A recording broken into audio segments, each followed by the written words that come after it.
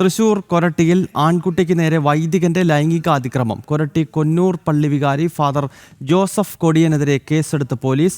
പെസഹ ചടങ്ങുകളോടനുബന്ധിച്ച് വീടുകളിൽ സന്ദർശനം നടത്തുന്നതിനിടയിലായിരുന്നു അതിക്രമം. 3 വർഷങ്ങൾക്ക് മുമ്പ് സമാനമായ കേസിൽ പ്രതിയായ ഫാദർ ജോസഫ് കൊടിയൻ ജയിൽ ശിക്ഷയും അനുഭവിച്ചിട്ടുണ്ട്. സാനു കെ സജീവാണ് വിവരങ്ങൾ നൽകാൻ തൃശ്ശൂരിൽ നിന്നും ചേരുന്നത്. സാനു, ഈ വൈദികനെതിരെ മുൻപും സമാനമായ രീതിയിലുള്ള കേസുകൾ ഉണ്ടായിട്ടുണ്ട്. ഇയാൾ ജയിലിൽ കടന്നയാളാണ്. ഇപ്പോൾ കഴിഞ്ഞ ദിവസത്തെ പെസഹ വ്യാഴവുമായി ബന്ധപ്പെട്ടുള്ള ചടങ്ങുകൾക്കിടയിലാണോ ഈ വികാരിയുടെ ഭാഗത്ത് നിന്നും അതിക്രമം ഉണ്ടായത്? കൊരട്ടി കോടൂർ പള്ളി വികാരി ഫാദർ ജോസഫ് കൊടിയനെതിരെയാണ് പോലീസ് ഇപ്പോൾ കേസെടുത്തിരിക്കുന്നത്.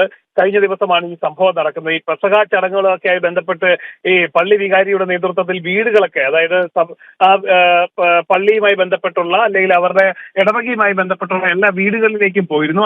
അത്തരത്തിൽ വീടുകളിൽ സന്ദർശനം നടത്തുന്നതിനിടയിലാണ് ഈ പ്രായപൂർത്തിയാകാത്ത കുട്ടിക്ക് നേരെ ഈ പള്ളി വികാരിയുടെ ഭാഗത്ത് നിന്ന് ഈ ഒരു ലൈംഗിക അതിക്രമം ഉണ്ടായിരിക്കുന്നത്.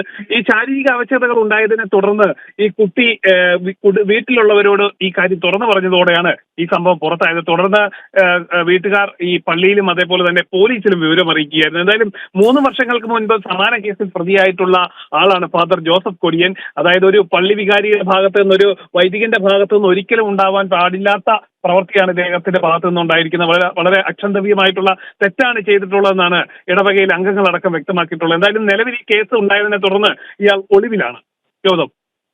ഓക്കെ, പെസഹ വ്യാഴവുമായി ബന്ധപ്പെട്ട് വീട്ടിലെത്തി ആൺകുട്ടിയോട് അതിക്രമം കാണിച്ചതിൻ്റെ പേരിലാണ് ഈ വൈദികനെ പോലീസ് അറസ്റ്റ് ചെയ്തിരിക്കുന്നത്. ഇത് ആദ്യത്തെ സംഭവമല്ല. 3 വർഷങ്ങൾക്ക് മുമ്പ് സമാനമായ രീതിയിലുള്ള വിഷയങ്ങളിൽ ഇയാൾ പെടുകയും ജയിൽ ശിക്ഷ അനുഭവിക്കുകയും ചെയ്തിട്ടുണ്ട്.